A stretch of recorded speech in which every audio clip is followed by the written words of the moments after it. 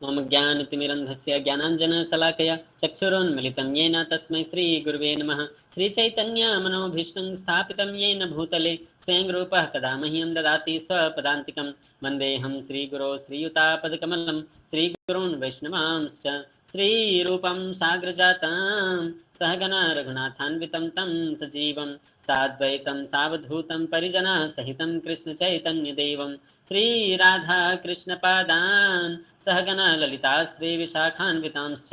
नमः ॐ विष्णुपादाय कृष्णपृष्ठाय भूतले श्रीमते भक्तिवेदान्तस्वामिनिति नामिने। नमस्ते सारस्वते देवे गौरवाणी प्रचारिणे निर्विशेषशून्यवादी पाश्चात्यदेशतारिणे। नमो महावदन्याय कृष्णप्रेमप्रदायते कृष्णाय कृष्णचैतन्य नाम्ने गौरतिसे नमः। हे कृष्ण करुणा सिंधु दीनबंधु जगत्पति गोपेश गोपिका कांत राधा कांत नमोस्तुते। तप्त कांचन गौरांगी राधे वृंदावनेश्वरी वृषभानुसुते देवी प्रणमामि हरिप्रिये। नीलाचल निवासाय नित्याय परमात्मने बलभद्र सुभद्राभ्यां जगन्नाथाय ते नमः। वाञ्छाकल्पतरुभ्यश्च कृपा सिन्धुभ्य एव च पतितानां पावनेभ्यो वैष्णवेभ्यो नमो नमः। जय श्री कृष्ण चैतन्य प्रभु नित्यानंद श्री अद्वैत गदाधर श्रीवासादि गौर भक्तवृंद। हरे कृष्णा कृष्णा कृष्णा हरे हरे हरे राम राम राम हरे हरे। हरे कृष्णा कृष्णा कृष्णा हरे हरे हरे राम राम राम हरे हरे। हरे कृष्णा कृष्णा कृष्णा हरे हरे हरे राम राम राम हरे हरे। हरे कृष्णा। तो आप सभी का स्वागत है गीता रहस्यम के 8वें अध्याय में। पिछले सप्ताह हमने अध्याय 7 पर चर्चा की थी, जिसका समरी यहाँ पर दिया हुआ है। हेड हियरिंग एवरीवेयर एक्सेप्ट और रिजेक्ट एंड डेमीगॉड्स। आज हम लोग अध्याय 8 पर चर्चा करेंगे। अध्याय 8 का नाम है अटेनिंग द सुप्रीम और इन हिंदी भगवत प्राप्ति। तो इस अध्याय को 4 भागों में विभाजित किया गया है और इसका फॉर्मूला दिया गया dead DEAD। First D for doubts, that is from verse number 1 to 4. Then E for end of life, what happens after the end of life, that is from verse 5 to 8. And how to attain the supreme, attaining the supreme, that is discussed in verse number 9 to 22. And then the last part of the chapter, D again for devotion,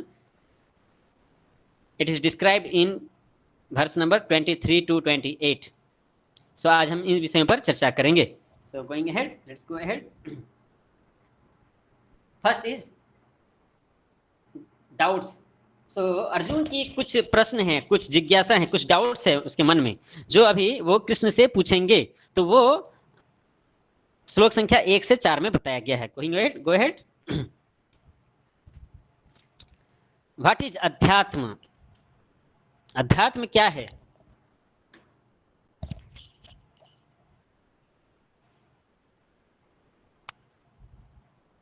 तो हम लोग श्लोक संख्या 1 से चालू करते हैं।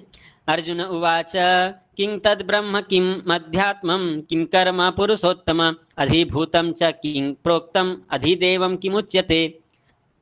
श्री अर्जुन ने कहा, हे भगवान, हे पुरुषोत्तम, ब्रह्म क्या है, आत्मा क्या है, सकाम कर्म क्या है, या भौतिक जगत क्या है, तथा देवता क्या है, कृपया करके यह सब मुझे बताइए। पहले ही कोई ना श्लोक में इतना सारा प्रश्न है। व्हाट इज अध्यात्म? अध्यात्म क्या है? आत्मा, शरीर तथा मन। यह जो जीव का आत्मा, शरीर और मन, इसमें क्या भेद है? जब कोई आत्मा शरीर को छोड़ के चला जाता है तो हम कहते हैं कि वो चला गया। कौन चला गया? शरीर तो वहीं पर है एज इट इज। कौन चला गया? आत्मा शरीर को छोड़ के चला गया है। तो ये सारे प्रश्न अभी अर्जुन को है। अध्यात्म क्या है? आत्मा क्या है? तो आत्मा वो है जिसके कारण शरीर में जान होता है, जिसके कारण शरीर में मूवमेंट होता है। जब आत्मा शरीर को छोड़ के चला जाता है तो मूवमेंट बंद हो जाता है। सेकंड क्वेश्चन वो पूछते हैं,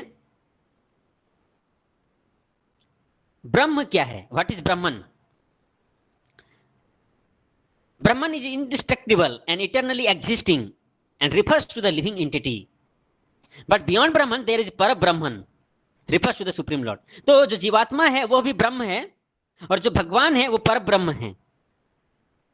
यह जो ब्रह्म है, जीवात्मा है, उसको न तो कोई शस्त्र काट सकता है, न तो हवा सुखा सकता है, न तो अग्नि जला सकती है, न तो पानी उसके भिगो सकता है। वो शाश्वत है, सच्चिद आनंद है वो।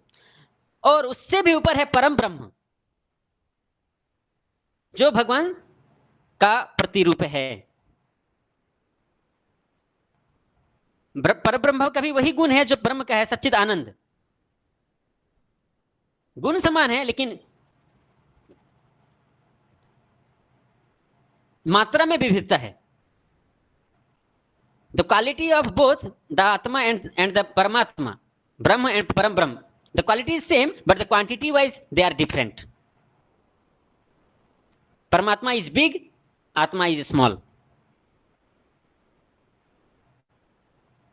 परमात्मा is the knower of all living entities, but Atma is the knower of one and itself.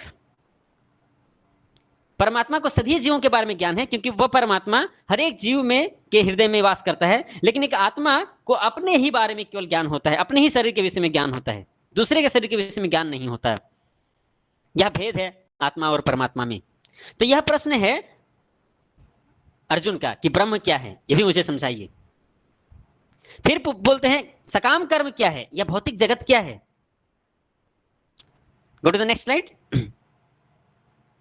What is Karma?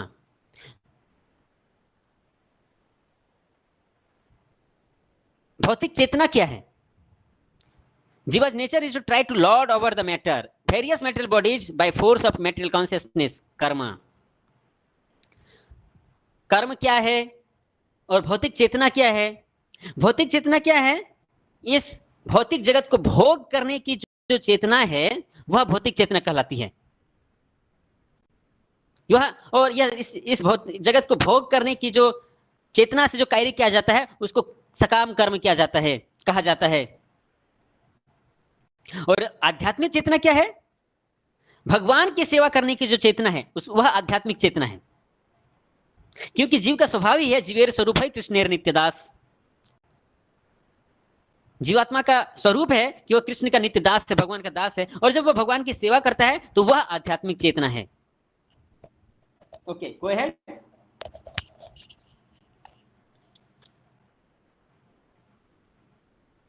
फिर श्लोक संख्या 2 में प्रश्न पूछ रहे हैं अर्जुन, अधियज्ञ कथम कोत्र देहेस्मिन् मधुसूदन प्रयाण काले च कथम ज्ञेयोसि नियतात्मभिः। हे मधुसूदन, यज्ञ का स्वामी कौन है और वह शरीर में कैसे रहता है, और मृत्यु के समय भक्ति में लगे रहने वाले आपको कैसे जान पाते हैं? यह भी बहुत इंपॉर्टेंट प्रश्न है। आधिभौत क्या है? What is adhibhuta? Ever changing material manifestation. The physical nature is constantly changing. Material bodies generally pass through 6 stages: birth, growth, maintenance, produced by some byproduct, dwindle and death. This physical nature is called adhibhaut. यह जो भौतिक प्रकृति है इसमें 6 तरह के बदलाव होते हैं। भौतिक जगत में जो जीव हैं, यह शरीर जो है वो भौतिक है, जड़ है, लेकिन जब इसमें आत्मा प्रवेश करती है तो यह सजीव हो जाता है। और सजीव चीजों में 6 तरह का परिवर्तन होता है। पहले उसका जन्म होता है, फिर उसका वह बढ़ता है, ग्रो करता है, उसका मेंटेनेंस होता है, कुछ समय तक रहता है, स्थिर रहता है, वह अपने संतति पैदा करता है, फिर उसका ड्विंडलिंग होता है, उसका पतन होता है और अंत में मृत्यु हो जाता है।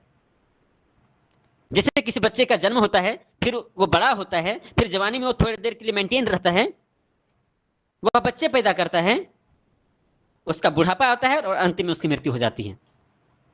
यह 6 तरह का परिवर्तन भौतिक जगत में पाया जाता है और यह भौतिक जगत, भौतिक प्रकृति ही आधिभौत कहलाती है। Okay, go ahead. What is adhideva? अधिदेव क्या है? देखिए, हमने पहले चर्चा की है कि 3 तरह के क्लेश होते हैं, आधिदेविक क्लेश, आधिभौतिक क्लेश और आध्यात्मिक क्लेश। तो सबसे पहले हम लोग चर्चा किए आत्मा क्या है, अध्यात्म क्या है, फिर चर्चा किए अधिभौत क्या है, और फिर अधिदेव क्या है। तो आत्मा क्या है? जीवात्मा शरीर में उस आत्मा के रहने से वह शरीर जीवित रहता है। दैट इज आत्मा या जीवात्मा या अध्यात्मा। आदि भौतिक या जो भौतिक जगत है इसको अधिभौत कहा जाता है। दूसरे जीव जिसमें आते हैं,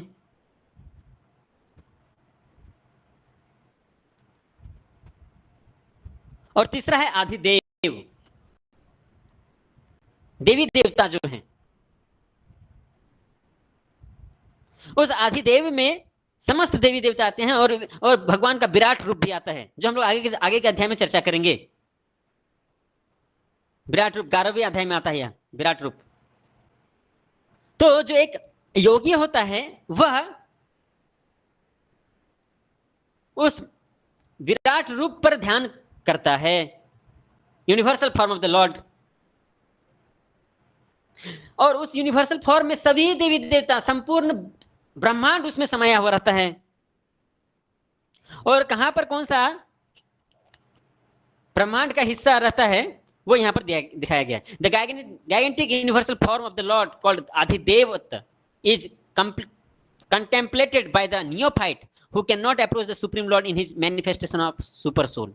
जो हृदय में स्थित परमात्मा का ध्यान नहीं कर सकते, जो योगी, जो नए योगी होते हैं, बहुत निम्न स्तर के होते हैं, वो भगवान के इस विराट रूप का ध्यान करते हैं, उस पर चिंतन करते हैं, और पूरा ब्रह्मांड उसी विराट रूप में समाया हुआ रहता है।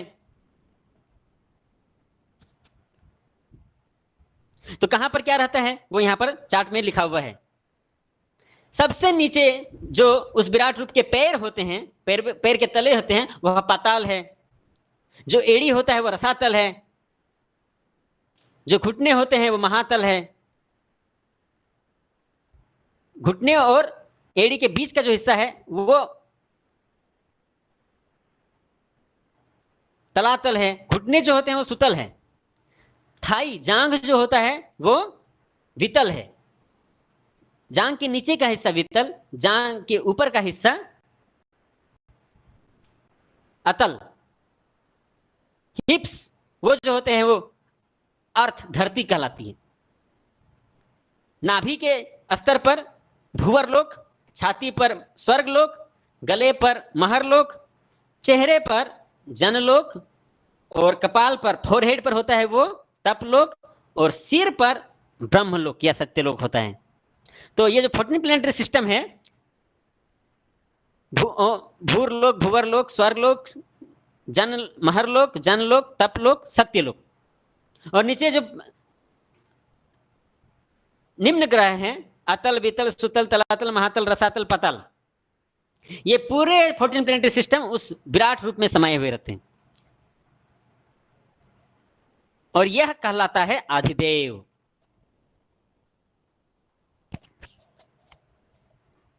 अगला प्रश्न है श्लोक संख्या 2 में अर्जुन का अधियज्ञ क्या है। Go to the next slide.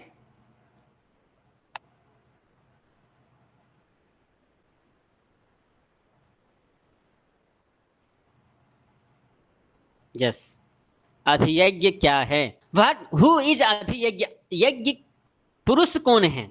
The super soul situated in our heart called परमात्मा।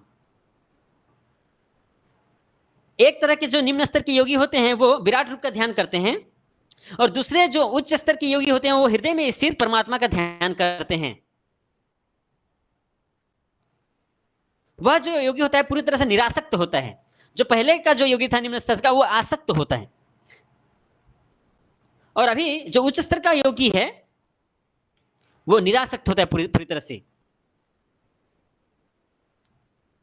और यज्ञ के क्रम में जो जीवात्मा है वह अलग अलग तरह की आहुति देता है, और उस तरह से वह अपने आहुति के अनुसार स्वर्ग लोक में आनंद प्राप्त करता है।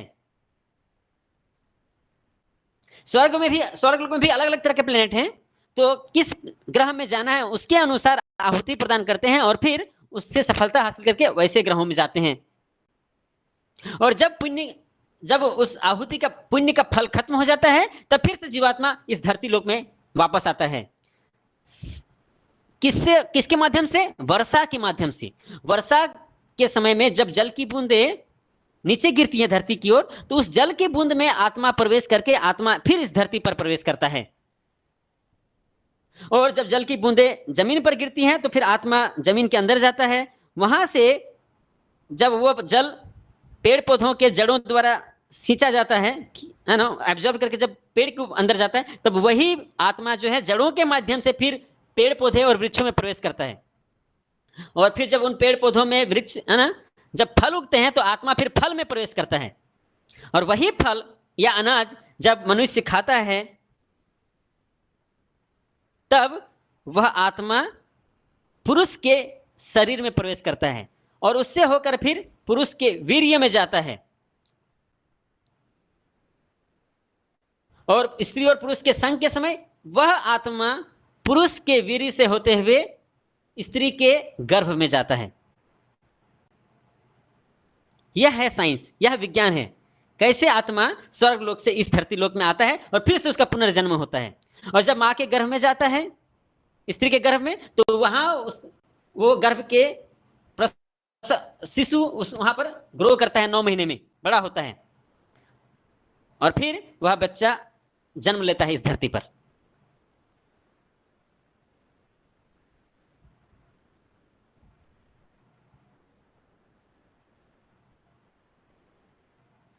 तो यह विज्ञान है जो हमें शायद आधुनिक विज्ञान में नहीं सिखाया जाता है, लेकिन यह शास्त्रों में पूरी अच्छी तरह से लिखा हुआ है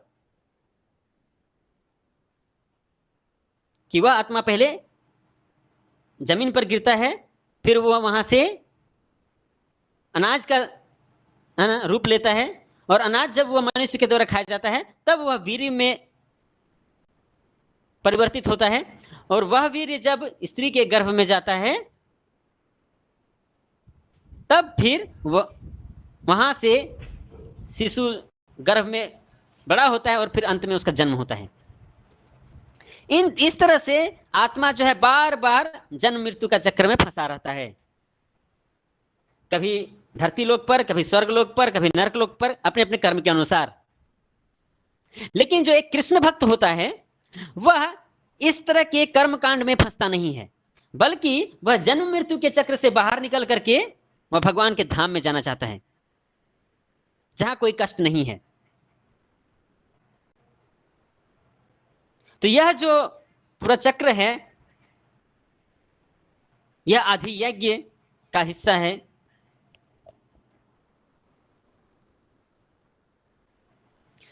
तो यहां दूसरे श्लोक में भगवान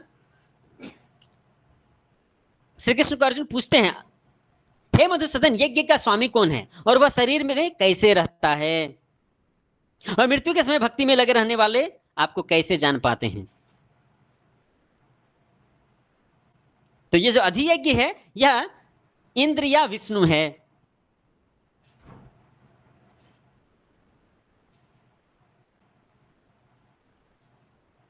अगर हम उसको यज्ञ में आहुति देते हैं तो कर्म के अनुसार हमें फल मिलता है और इस तरह से जन्म मृत्यु का चक्र चला रहता है। लेकिन जो एक भगवान का भक्त होता है वह इनसे बचने की कोशिश करता है। तीसरे नंबर श्लोक में बताया गया है, श्री भगवान उवाच, तो भगवान श्री कृष्ण उत्तर देते हैं यहां पर,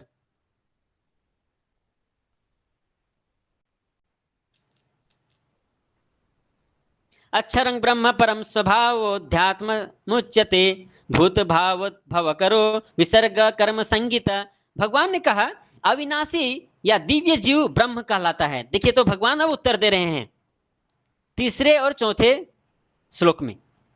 पहले और दूसरे श्लोक में कृष्ण अर्जुन प्रश्न पूछता है, तीसरे और चौथे श्लोक में भगवान श्री कृष्ण उत्तर देते हैं उसका।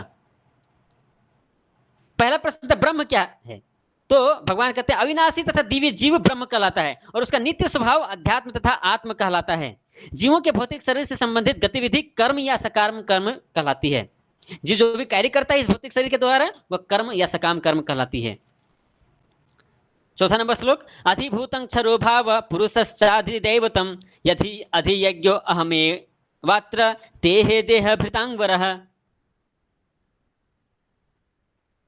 हे देहधारियों में श्रेष्ठ अर्जुन, निरंतर परिवर्तनशील यह भौतिक प्रकृति अधिभूत भौतिक अभिव्यक्ति कहलाती है। जो भौतिक प्रकृति है वही अधिभूत कहलाती है। भगवान का विराट रूप जिसमें सूर्य तथा चंद्र जैसे समस्त देवता सम्मिलित हैं अधिदेव कहलाता है। यह भौतिक प्रकृति अधिदेव, यह जीव शरीर अध्यात्म, और यह विराट रूप जिसमें सूर्य चंद्र समेत सभी देवी देवता सम्माहित हैं उसे अधिदेव कहा जाता है। तथा प्रत्येक देहधारी के हृदय में परमात्मा स्वरूप स्थित मैं परमेश्वर अधियज्ञ कहलाता हूं। यह जो परमात्मा हृदय में अवस्थित है, यज्ञ का स्वामी जो स्वयं कृष्ण है, वह अधियज्ञ कहलाता है। तो इस तरह से अध्यात्म, अधिभौत, अधिदेव और अधिभूत, ये चार चीज का यहां मतलब समझाते हैं श्री कृष्ण भगवान अर्जुन को। आध्यात्म क्या है? जीवात्मा। अधिभौत क्या है? यह भौतिक प्रकृति। अधिदेव क्या है? भगवान का विराट रूप जिसमें समस्त देवी देवता सम्मिलित हैं। और अधियज्ञ क्या है? वह है परमात्मा।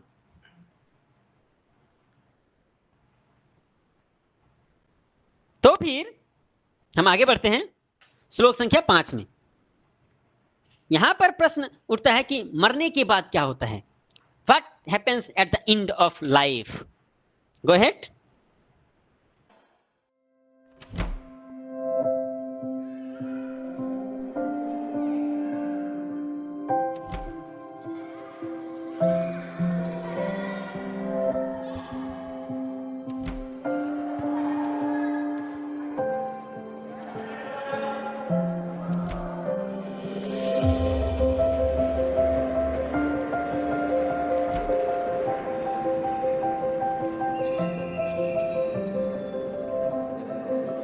So, what's through this door?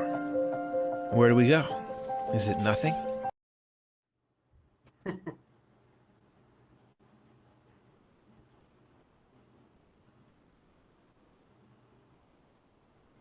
Yes. So what happens after death? मृत्यु के बाद क्या होता है? ये बहुत बड़ा प्रश्न है। तो भगवान बताते हैं कि मृत्यु के बाद क्या होता है और क्या हो सकता है। यह बहुत ही महत्वपूर्ण श्लोक है भगवत गीता का, बहुत ही फेमस श्लोक है। अंतकाले च मामेव स्मरण मुक्त्वा कलेवरम यह पर्याति समद्भावम याति नास्ति यत्र संशयः। और जीवन के अंत में जो केवल मेरा स्मरण करते हुए शरीर का त्याग करता है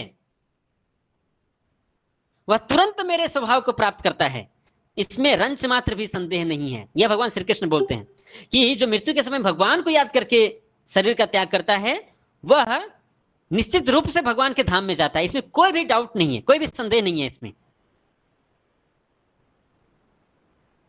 और इसके साथ साथ हमें यह भी समझना चाहिए कि जिस तरह से कोई अगर भगवान कृष्ण को याद करके मरता है तो वो भगवान के पास पहुंचता है, उसी तरह से अगर कोई व्यक्ति किसी और चीज को स्मरण करते हुए शरीर का त्याग करता है तो वह उस चीज को प्राप्त करता है मृत्यु के बाद।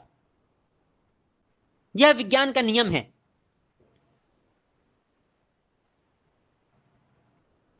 तो हमें चाहिए कि हम मृत्यु के समय भगवान को याद करके इस शरीर का त्याग करें, इसी में जीवन की सार्थकता है।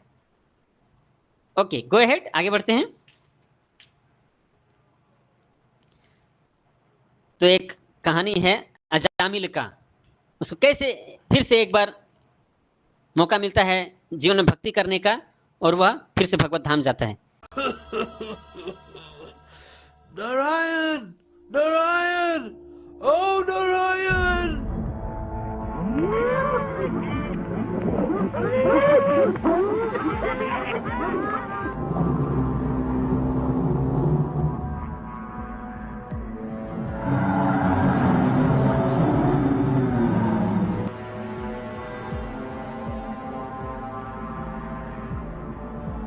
Stop! Leave this man alone. Who are you that dares to challenge us? For we are the Yamadutas.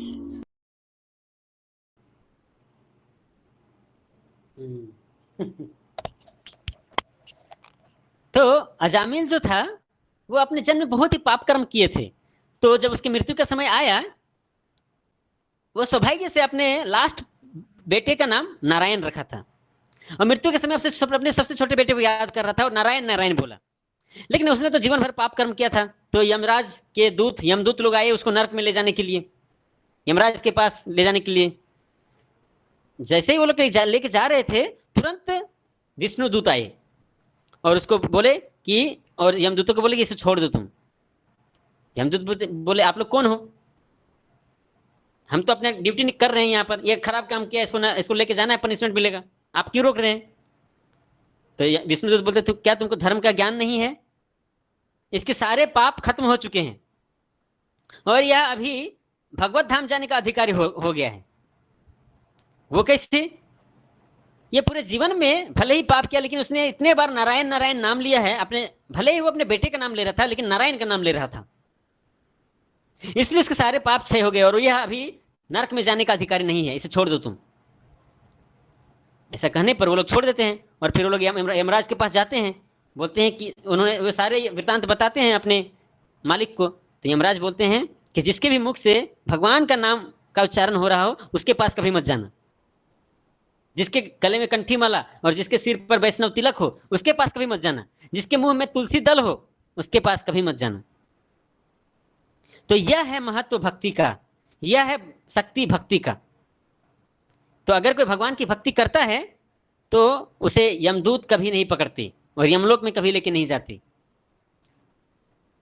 इधर अजामिल जब ये देखा कि इन विष्णुदूतों की कृपा से मेरा जान बच गया है तो तुरंत वो उनको प्रणाम करना चाहता था, लेकिन विष्णुदूत तुरंत वहां से चले गए। तब उस अजामिल को समझ में आया कि मुझे सेकेंड चांस मिला है, दूसरा मौका मिला है जीवन को सुधारने का। वह तुरंत अपना घर गृहस्थी बेटे के हाथों में दे करके वह तीर्थ यात्रा में निकल जाता है और हरिद्वार चल जाता है वहां पर, और जीवन के अंतिम 15 से 20 साल वहां पर ही भगवान की भक्ति करता है। और जब फिर से उसके जीवन में मृत्यु का समय आता है तो वही फिर विष्णुदूत आते हैं वैकुंठ धाम से, है ना, वैकुंठ का विमान लेकर के, और उसमें देखिए सेकंड पिक्चर में दिया गया उसी अजामिल को चढ़ा करके फिर से वैकुंठ धाम लेकर के जाते हैं। तो भगवान की भक्ति और भगवान के नाम में कितनी शक्ति है यह हम यहां से हमें समझ में आ रहा है।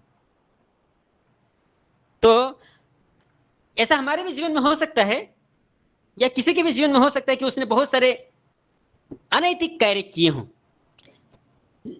लेकिन भले ही कितने ही अनैतिक कार्य क्यों न किया हुआ हो, अगर कोई पूर्ण रूप से भगवान के चरण कमलों का शरण लेता है, भगवान की भक्ति करता है, भगवान के दिव्य नामों का जप करता है, कीर्तन करता है, तो उसके सारे पाप खंडित होंगे और एक दिन वह भगवान के धाम में जाने का अधिकारी होगा, इसमें कोई संदेह नहीं। इसलिए हमें भगवान की भक्ति जरूर करनी चाहिए।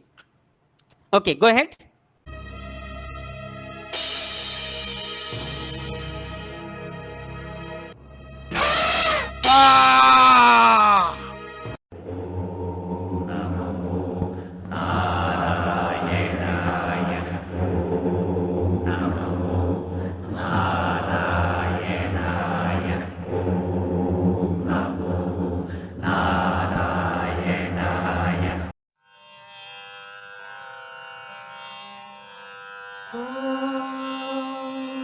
कौसल्या सुप्रजा रामपूर्वा सन्ध्या प्रवर्तते, उत्तिष्ठ नरशार्दूल कर्तव्यं दैवमान्धिकम्। कौसल्या सुप्रजा रामपूर्वा सन्ध्या प्रवर्तते, उत्तिष्ठ नरशार्दूल कर्तव्यं दैवमान्धिकम्। उत्तिष्ठोत्तिष्ठ गोविन्द उत्तिष्ठ गरुडध्वज, उत्तिष्ठ कमलाकान्ता त्रैलोक्यं मङ्गलं कुरु। उत्तिष्ठोत्तिष्ठ गोविन्द उत्तिष्ठ गरुडध्वज, उत्तिष्ठ कमलाकान्ता त्रैलोक्यं मङ्गलं कुरु। मातः समस्त जगतां मधुकैटभारे, वक्षो विहारिणि मनोहर दिव्यमूर्ते, श्रीस्वामिनि श्रुत जनप्रियदानशीले, श्रीवेङ्कटेश दयिते तव सुप्रभातम्। मातः समस्त जगतां मधुकैटभारे, वक्षो विहारिणि मनोहर दिव्यमूर्ते, श्रीस्वामिनि श्रुत जनप्रियदानशीले, श्रीवेङ्कटेश दयिते तव सुप्रभातम्। तव सुप्रभातमरविन्दलोचने, भवतु प्रसन्नमुखचन्द्रमण्डले, विधिशङ्करेन्द्रवनिताभिरर्चिते, वृषशैलनाथ दयिते दयानिधे।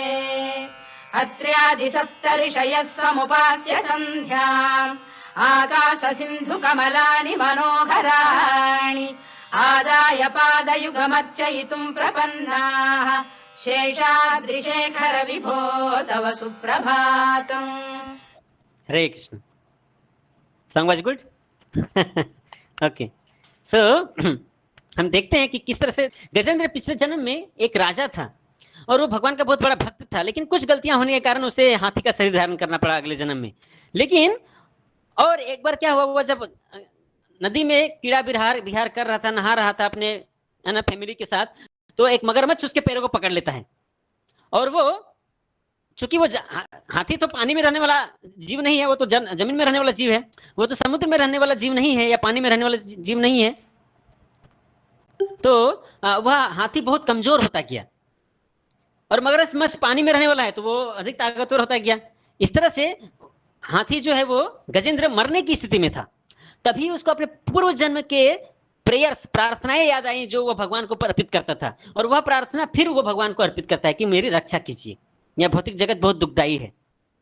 तब तुरंत भगवान है ना गरुड़ पर बैठ करके आते हैं, उस मगरमच्छ को है ना अपने चक्र से मारते हैं और उस गजेंद्र को तुरंत मुक्ति मिलता है और वह चतुर्भुज विष्णु रूप धारण करके बैकुंठ धाम चला जाता है। और आप देख रहे हैं बैकुंठ धाम में किस तरह से उसका स्वागत हो रहा है ना।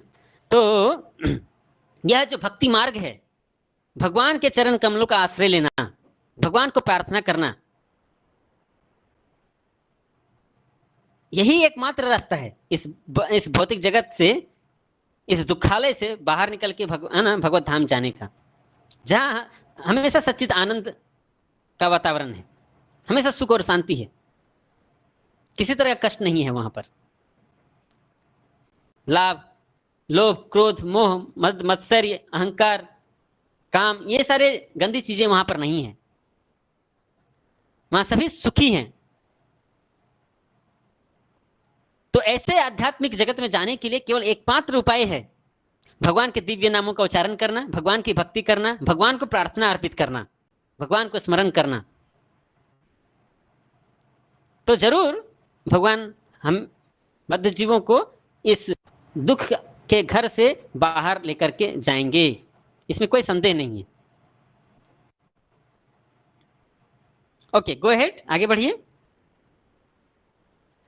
अभी एक बहुत बड़ा ये प्रश्न उठता है कि हम स्वर्ग में जाएंगे या नरक में जाएंगे, हमें अगला शरीर कैसा मिलेगा, कौन से जीव योनि में जाएंगे। 84 लाख योनियां होती हैं। अगला जन्म पेड़ पौधे का होगा कि मनुष्य का होगा कि जानवर का होगा कि कीड़े मकोड़े का होगा, पक्षी का होगा, या किस आधार पर तय किया जाता है।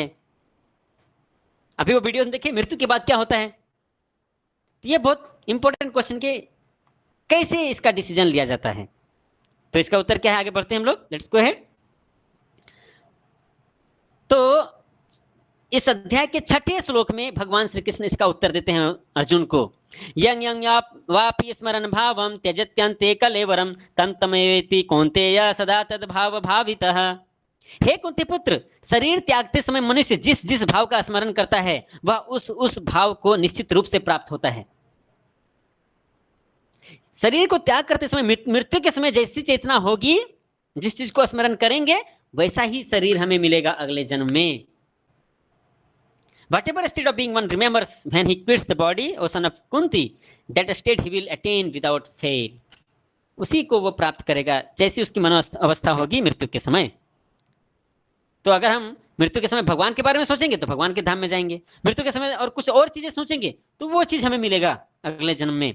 और यह कैसे संभव है कि मृत्यु के समय हम भगवान के बारे में सोचे, भगवान का स्मरण हो? उसके लिए पूरे जीवन में हमको भगवान को याद करना है, तब मृत्यु के समय निश्चित रूप से भगवान याद आएंगे। Okay, go ahead.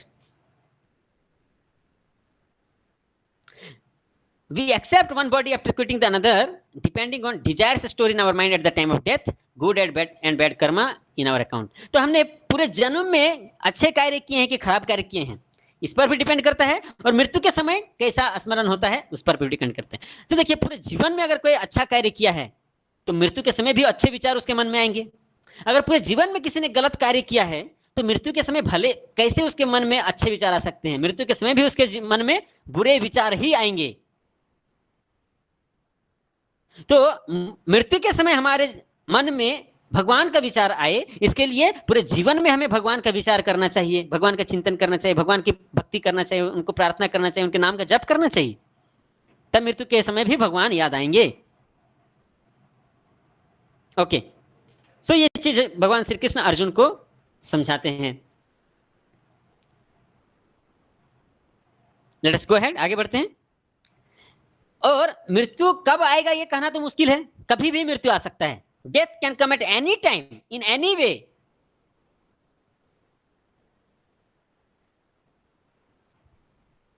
तो फिर कैसे डिसीजन होगा कि मृत्यु के बाद व्यक्ति कहां जाएगा और किसके अनुसार डिसीजन होगा?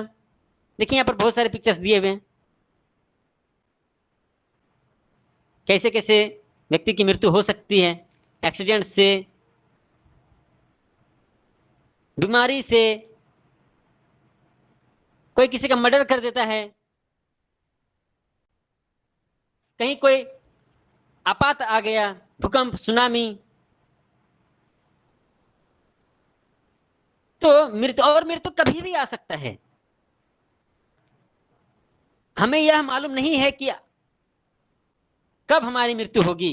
परीक्षित महाराज को पता चल गया कि 7 दिन बाद उसका मृत्यु होगा, लेकिन क्या हमें मालूम है क्या कि हमारी मृत्यु 7 दिन बाद होगी, या 7 महीने बाद होगी, या 7 साल बाद होगी, या 70 साल बाद होगी, या 7 घंटे बाद होगी, या 7 मिनट के बाद होगी? किसी को मालूम नहीं है मृत्यु कब आने वाली है।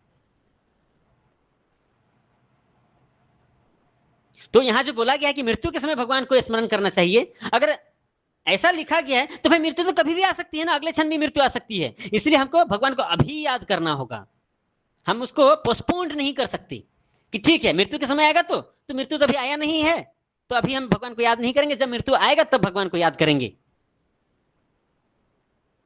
तो मृत्यु तो कभी भी आ सकता है ना, तो कैसे फिर हम भगवान के नाम को उच्चारण करने में देरी करें, कैसे हम भगवान की भक्ति ना करें?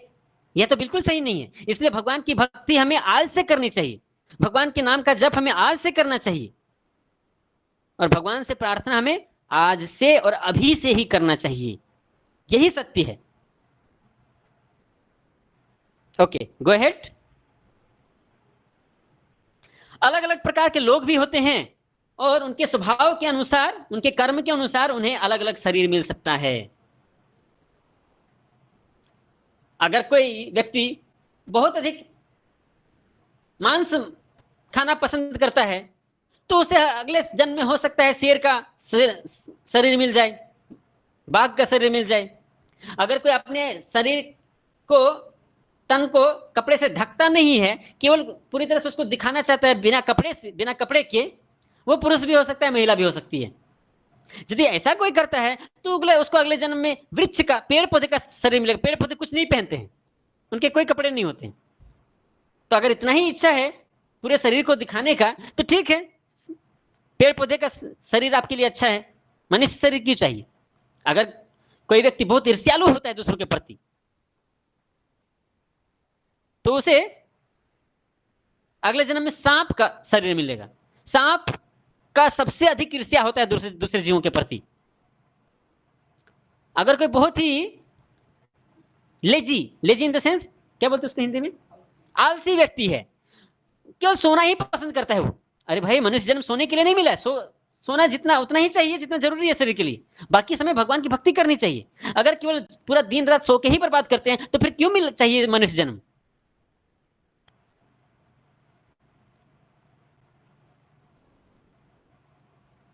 अगर सोना ही है तो आप भालू बन जाइए, जो उत्तरी ध्रुव और पोल में रहने वाले जो बियर्स होते हैं, पोलर बियर उसको बोलते हैं, नॉर्थ पोल और साउथ पोल में, वहां पर जो भालू होते हैं वो 6 महीने के लिए सोते हैं, तो ठीक है।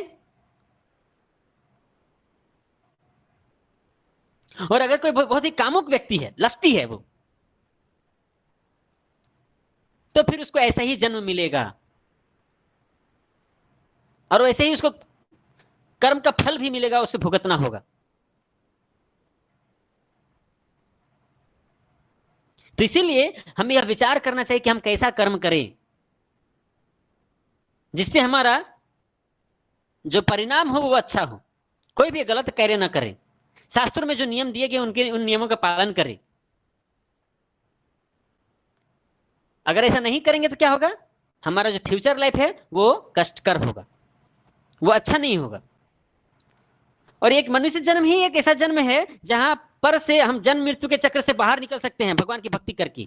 अगर दूसरी जीव योनियों में चले गए तो वहां से फिर वहां, आपने कभी सुना है क्या कि कोई कुत्ता या कोई बिल्ली भगवान की भक्ति करता है? वो लोग हरिनाम संकीर्तन कर रहे हैं, वो भगवत गीता का पाठ कर रहे हैं। कभी कुत्तों के समाज में, बिल्लियों के समाज में, हाथियों के समाज में कभी ऐसा सुना है क्या कि भागवत सप्ताह हो रहा है वहां पर? नहीं, ऐसा नहीं होता है। जहां तक भगवान की भक्ति का बात है वो केवल मनुष्य शरीर में होता है और दूसरे जीव योनियों में नहीं होता। तो वहां दूसरे जीव योनियों में मनुष्य जीव केवल अपने कर्मों का फल भुगतता है, बस। वह कोई नया कर्म नहीं कर सकता। नए कर्म अच्छे या बुरे वो मनुष्य योनि में ही हो सकता है। और मनुष्य योनि में ही अगर व्यक्ति चाहे, जीव चाहे, तो वह भगवान की भक्ति करके इस जन्म मृत्यु के चक्र से बाहर निकल सकता है। इसलिए यह मनुष्य जन्म बहुत ही दुर्लभ है। 84 लाख योनि में भटकने के बाद एक बार मनुष्य, एक जीव को मनुष्य जन्म मिलता है, और यह दुर्लभ ही है और यह बहुत महत्वपूर्ण भी है। इसका बहुत महत्वपूर्ण उद्देश्य है इस मनुष्य जन्म का। तो इसलिए हमें उस महत्वपूर्ण उद्देश्य की प्राप्ति के लिए प्रयास करना चाहिए। Go ahead.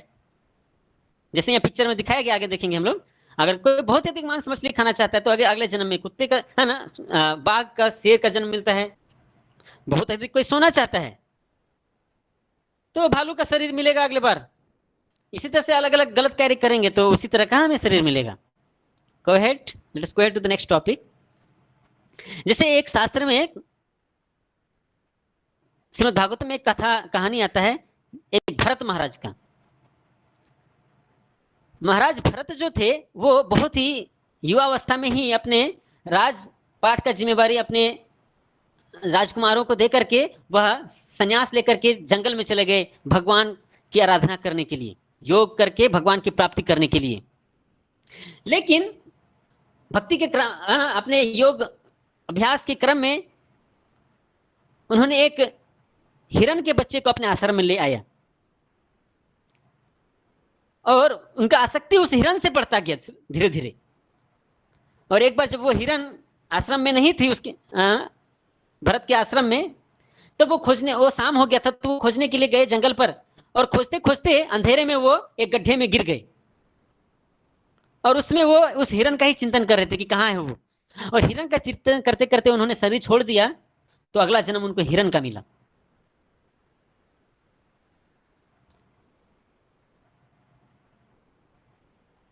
तो देखिए कितना इंपॉर्टेंट है हमारा मनुष्य जन्म की हम उसको कैसे आगे बढ़ाएं ताकि हमारा जो अगला डेस्टिनेशन है वो अभी से अच्छा हो। अदरवाइज हमारे यदि हमने मिस्टेक किया, गलती की, तो हमारा जो आगे की स्थिति होगी अभी से ज्यादा खराब होगी।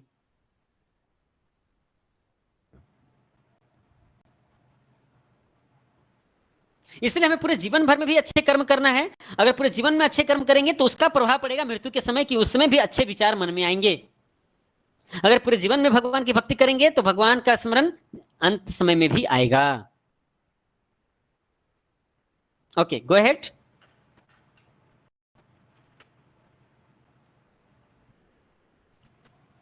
Hearing is important, but practical application is most important. Only then will it be possible to remember the Lord constantly.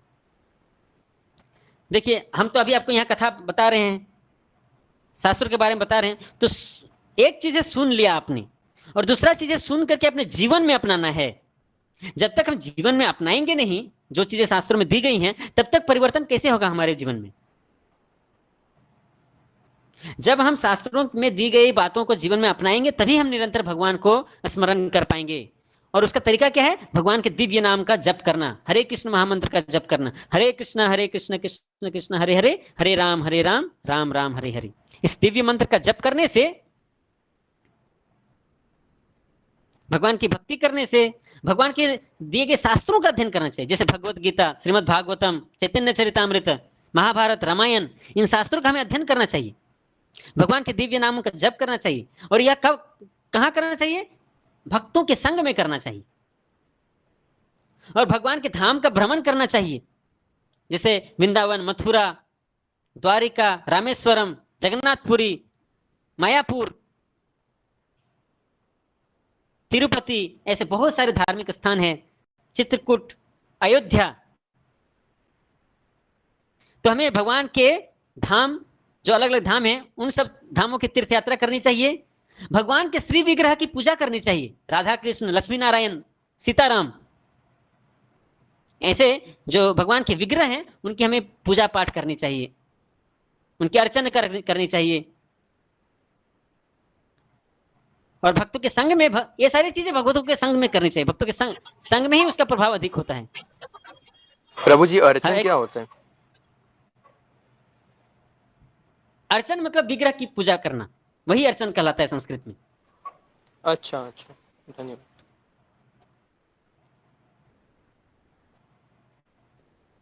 तो जब हम ये सारी चीजें भक्तों के संग में करते हैं तो हम जरूर भगवान को स्मरण कर पाएंगे जीवन में, और जीवन के अंतिम समय में भी। ओके, आगे बढ़ते हैं। Late us go ahead. If one is transcendentally absorbed in Krishna's service, then his next body will be transcendental. और इतना ही नहीं, हमें भगवान की सेवा भी करनी चाहिए। भगवान की सेवा मतलब क्या है? वही भक्ति कहलाता है। भक्ति का अंग्रेजी में ट्रांसलेशन देते हैं श्रील प्रभुपाद, डिवोशनल सर्विस, भक्तिमय सेवा। जैसे भक्तिमय सेवा क्या हुआ? भगवान के दिव्य नाम का जप करना, हरे कृष्ण महामंत्र का जप करना, हरे कृष्ण कृष्ण कृष्ण हरे हरे, हरे राम राम राम हरे हरे, यह भी एक सेवा है, भगवान की सेवा है। भगवान के ग्रंथों का अध्ययन करना, यह भी भगवान की सेवा है। भक्तों के संग में से अलग अलग सेवाएं करना, यह भी भगवान की सेवा है। भगवान के धाम में जाना, यह भी भगवान की ही सेवा है। और भगवान के श्री विग्रह की सेवा करना, यह भी भगवान की सेवा है। तो जब हम अपने जीवन को भगवान की सेवा में लगाते हैं, तब हमारा यह जो चेतना है, जो अभी भौतिक है, वह परिवर्तित होकर के आध्यात्मिक चेतना बन जाती है। और इसके लिए सबसे जो महत्वपूर्ण हथियार है, हमारी जो चेतना अभी इस भौतिक जगत में रहते हुए जो भौतिक हो गई है, उसको आध्यात्मिक चेतना में परिवर्तित करने के लिए जो सबसे महत्वपूर्ण उपाय है, वह है, इन सभी चीजों में जो सर्वश्रेष्ठ है, वह है हरिनाम का जप करना। हरेर नाम हरेर्नामेव केवलम, कलौ नास्त्येव नास्त्येव नास्त्येव गतिरन्यथा। इस कलयुग में उद्धार का केवल एक ही उपाय है, हरि के नाम का जप, हरि के नाम का जप और हरि के नाम का जप। क्यों? दूसरा कोई भी उपाय नहीं है, कोई भी उपाय नहीं है और कोई भी उपाय नहीं है, ऐसे शास्त्रों में बताया गया है, ब्रह्म वैवर्त पुराण में बताया गया है।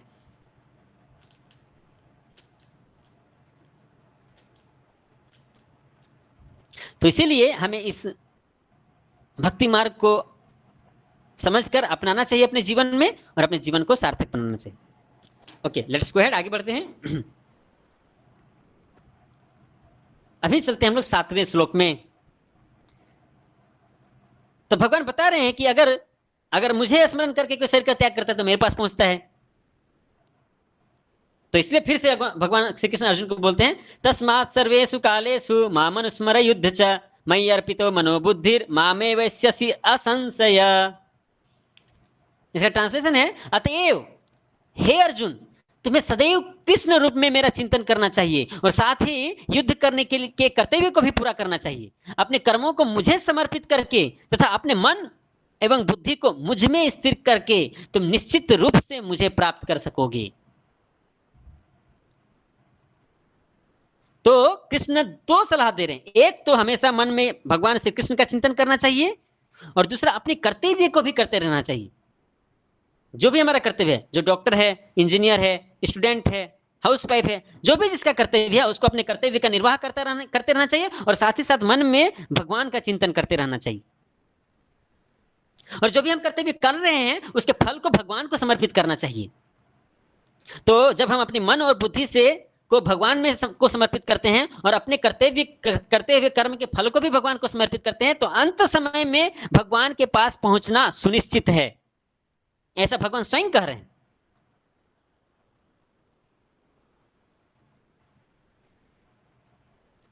अभी प्रश्न उठता है कि भाई सभी समय भगवान को कैसे याद रखें? भगवान बोल रहे हैं यहां पर, है ना, सदैव मेरा चिंतन करो, तस्मात् सर्वेषु कालेषु माम अनुस्मर, सभी समय पर मेरा चिंतन करो। अभी अर्जुन का यह प्रश्न है, ऐसा कैसे संभव है? सभी समय कैसे याद किया जा सकता है भगवान को? यह तो बहुत डिफिकल्ट है। तब भगवान श्री कृष्ण बोलते हैं 8वें श्लोक में, कि कैसे उनको याद करके प्राप्त किया जा सकता है, तो उसका उत्तर है अभ्यास के द्वारा। यह नेचुरल नहीं है, भौतिक चेतना में वह संभव नहीं है, लेकिन अभ्यास के द्वारा उसको अपनाया जा सकता है। अभ्यास योगेन युक्तेन चेतसा नान्यगामिना परम पुरुषम दिव्यम याति पार्थानुचिंतयन्। हे पार्थ, जो व्यक्ति मेरा स्मरण करने में अपना मन निरंतर लगाए रखकर अविचलित भाव से भगवान के रूप में मेरा ध्यान करता है, वह मुझको अवश्य ही प्राप्त करता है, अवश्य ही प्राप्त होता है। तो भगवान कहते हैं कि मुझे याद करना सरल नहीं है, लेकिन जो निरंतर मन में मुझे रखने का प्रयास करता है अभ्यास के द्वारा, और मुझे ध्यान करने की कोशिश करता है, भगवान को ध्यान करने की कोशिश करता है, वह निश्चित रूप से भगवान को पा सकेगा।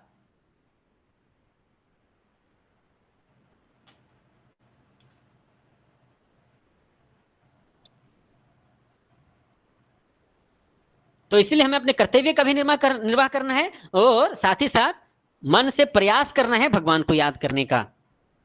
यह बहुत ही जरूरी है। ओके, गो अहेड, आगे बढ़िए। देखिए, भगवान यह नहीं कहते हैं कि मुझे याद करने के चक्कर में अपने कर्तव्य को भूल जाओ। The Lord does not say one should give up his prescribed duties or engagement. One can continue them and at the same time think of Krishna by chanting Hare Krishna. अपने कर्तव्य का निर्वाह करते रहिए और मन में भगवान का चिंतन कीजिए। जैसे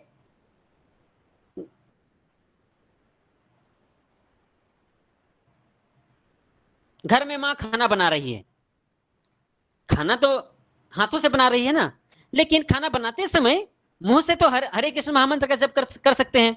हरे कृष्ण कृष्ण कृष्ण हरे हरे, हरे राम राम राम हरे हरे।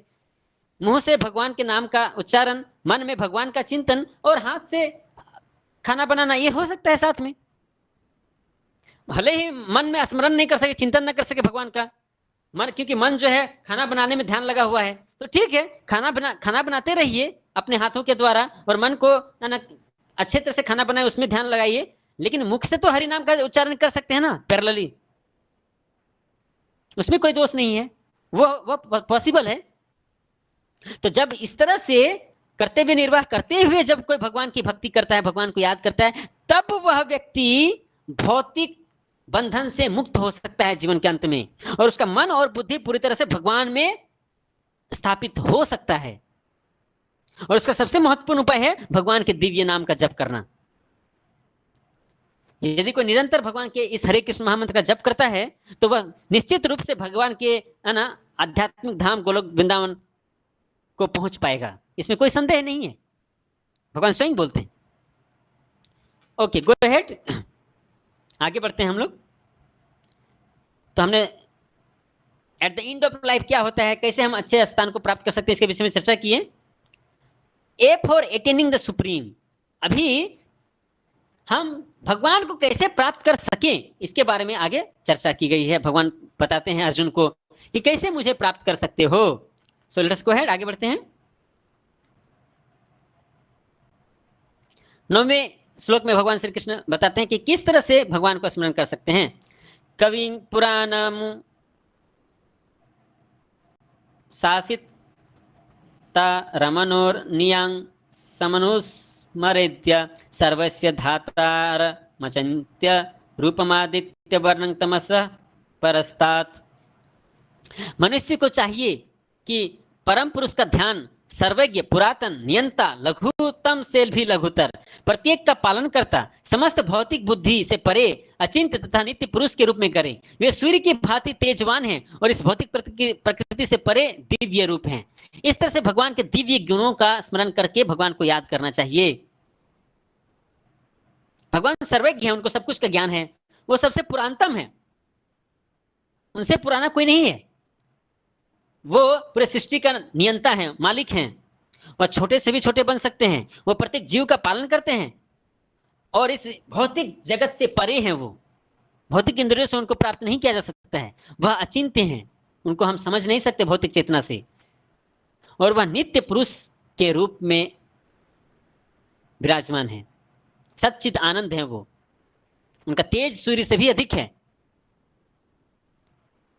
इस तरह से भगवान का चिंतन करना चाहिए, इस तरह से भगवान का ध्यान करना चाहिए।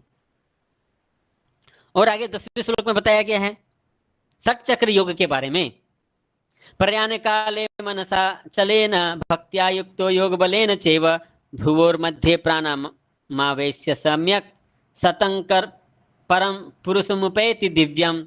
मृत्यु के समय जो व्यक्ति अपने प्राण को भौहों के मध्य स्थित कर, प्राण को भौहों के मध्य स्थित कर लेता है और योग शक्ति के द्वारा अविचलित मन से पूर्ण भक्ति के साथ परमेश्वर के स्मरण में अपने को लगाता है, वह निश्चित रूप से भगवान को प्राप्त होता है। मृत्यु के समय अगर कोई प्राण को अपने दोनों भौहों के बीच में लाता है और फुल कंसंट्रेशन के साथ भगवान को स्मरण करता है तो निश्चित रूप से वो भगवान को प्राप्त कर सकेगा मृत्यु के बाद। तो अभी प्रश्न उठता है, अर्जुन को यह नहीं समझ में आता है कि भाई प्राण को भौहों के बीच में कैसे लेके जाएंगे, जिसको आज्ञा चक्र बोला जाता है। षट चक्र का एक प्रैक्टिस जो है उसमें ये जो है भौहों के बीच में जो है उसको प्राण चक्र बोला जाता है। वहां पर कैसे प्राण को लेके जाना है,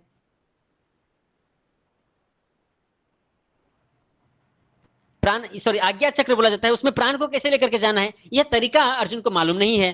तो कृष्ण स्वयं बताते हैं कि ये इसको कैसे किया जा सकता है। आगे बढ़ते हैं हम लोग, let's go to the next slide. तो षट चक्र योग जो है उसमें क्या क्या रिक्वायरमेंट होता है इसके बारे में बताते हैं। यदक्षरं वेद विदो वदन्ति विसन्ति यज्ञतयो वितरागा यदि छन्तो ब्रह्मचर्यं चरन्ति तत्ते पदं संग्रहेण प्रवक्ष्ये।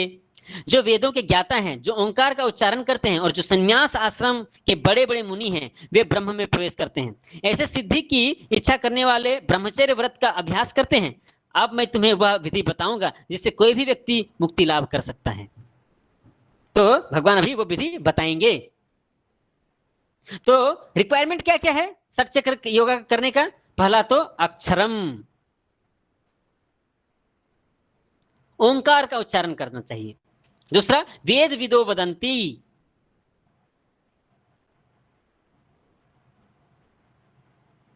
वो वेदों के ज्ञाता होने चाहिए जो वेदों का उच्चारण करते हैं। वीतरागः, जो संन्यास आश्रम के रहने वाले हैं, सन्यासी होने चाहिए। और चौथा ब्रह्मचर्यम चरंती, जो पूर्ण रूप से ब्रह्मचर्य का पालन करने वाले हैं। ये रिक्वायरमेंट है षट चक्र योगा प्रैक्टिस करने के लिए। और उस षट चक्र योगा प्रैक्टिस करने से होगा क्या, उसके भी बारे में भगवान बताते हैं 12वें श्लोक में। सर्वद्वाराणि संयम्य मनोहृदय निरुध्य च मूर्धन्या धायात्मनः प्राणमास्थितो योगधारणम्।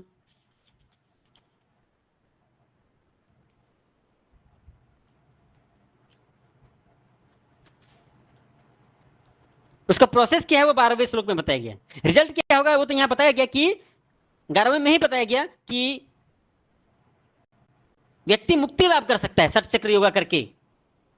लेकिन प्रोसेस क्या है वो 12वें श्लोक में यहां पर बताया गया। उसका अर्थ है समस्त इंद्रिय क्रियाओं से विरक्ति को योग की स्थिति, योग धारणा कहा जाता है।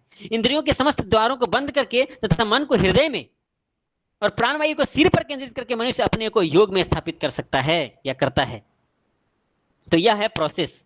तो देखिए यह जो षट चक्र योगा है उसमें क्या क्या दिया हुआ है। सबसे नीचे मूलाधार चक्र, कुंडलिनी, उसके ऊपर कुंडलिनी चक्र, फिर स्वाधिष्ठान चक्र, नाभि चक्र, अंतहत चक्र, विशुद्धि चक्र, आज्ञा चक्र और फिर सहस्र चक्र। तो इस तरह चक्र जागृत होते हैं इस योग विधि के द्वारा। और फिर प्राण जो है आज्ञा चक्र में जाता है। तो फिर आगे के श्लोक में बताते हैं भगवान कि जो ऐसा करता है उसका डेस्टिनेशन क्या होता है, वो किस जगह पर पहुंचता है। तो वो 13वें श्लोक में बताया गया है। ओम इत्येकाक्षरं ब्रह्म व्याहारन् मामनुस्मरन् यः पर्याति त्यजत् देहं स याति परमां गतिम्।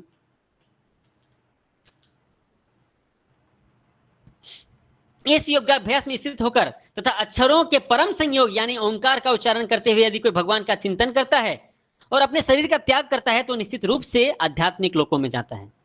तो प्राण को है ना आज्ञा चक्र में स्थापित करके योग में स्थित होकर और ओंकार का उच्चारण करके यदि कोई शरीर का त्याग करता है तो निश्चित रूप से वो आध्यात्मिक जगत में जाता है, ऐसा भगवान बताते हैं। लेकिन देखिए यह जो प्रोसेस है षट चक्र योगा, यह कलयुग में बहुत ही डिफिकल्ट है। सारे वेदों का ज्ञाता कहां मिलेगा? संन्यास आश्रम यह सबके लिए संभव नहीं है इस कलयुग में।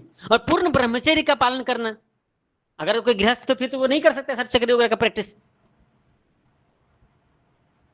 और अक्षरम भी बोला गया है, यानी कि ओंकार का उच्चारण करने वाला। तो यह इतना बड़ा क्वालिफिकेशन ये सबके लिए संभव नहीं है, इसीलिए इस कलयुग में बोला गया है हरे कृष्ण महामंत्र का उच्चारण करना, भक्ति योग प्रैक्टिस करना। यह सब कुछ यह बिल्कुल सरल है।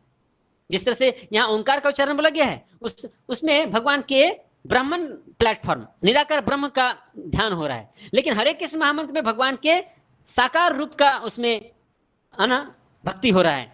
हरे कृष्ण और राम इस तीन शब्द हैं। हरे मतलब श्रीमती राधा रानी, कृष्ण मतलब भगवान श्री कृष्ण और राम मतलब भगवान राम। तो हरे कृष्ण महामंत्र का उच्चारण करना ओंकार के उच्चारण से श्रेष्ठ है। और सारे वेदों के ज्ञाता हम नहीं हो सकते, लेकिन एटलीस्ट भगवत गीता तो पढ़ सकते हैं, उसको जीवन में अपना सकते हैं। या भगवत गीता ही हमारे लिए बहुत है जीवन को सही रास्ते में लेकर चलने के लिए और भगवत धाम जाने के लिए। और संन्यास सबके लिए संभव नहीं है। तो ये जो भक्ति योग है वह ब्रह्मचारी गृहस्थ वानप्रस्थ संन्यास सभी को ही कर सकते हैं। गृहस्थ भी इस भक्ति योग का पालन कर सकते हैं।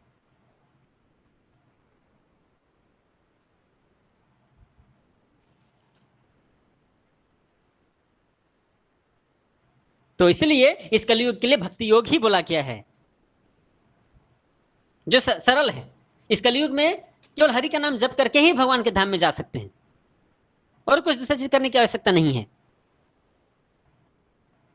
तो हमें इसलिए इस सरल भक्ति योग का आश्रय लेना चाहिए। ओके, लेट्स गो अहेड, आगे बढ़ते हैं। फिर आगे के श्लोक में भगवान श्री कृष्ण बताते हैं कि केवल भक्ति के द्वारा भगवान को आसानी से प्राप्त किया जा सकता है, जो हम ऑलरेडी चर्चा कर चुके हैं। अनन्य चेता सततं यो माम स्मरति नित्यस तस्याहं सुलभः पार्थ नित्य युक्तस्य योगिना। हे अर्जुन, जो अनन्य भाव से निरंतर मेरा स्मरण करता है उसके लिए मैं सुलभ हूं, क्योंकि वह मेरी भक्ति में प्रवृत्त रहता है। जो भगवान को निरंतर याद करता है और भगवान की भक्ति करता है वह भगवान को सुलभता से पा सकते हैं। जैसे यहाँ पर देखिए बिल्वा मंगल ठाकुर का पिक्चर है। वह अंधे थे लेकिन वो हमेशा भगवान के दिव्य नाम का जप करते थे, उनके भगवान के लीलाओं का गुणगान करते थे। तो भगवान कृष्ण स्वयं एक ग्वाल बाल के रूप में उनके पास आते थे और उनको दूध दे करके जाते थे भोजन के रूप में। तो यह भक्ति मार्ग सुलभ है। अब आगे भगवान श्री कृष्ण दूसरे टॉपिक पर चर्चा करते हैं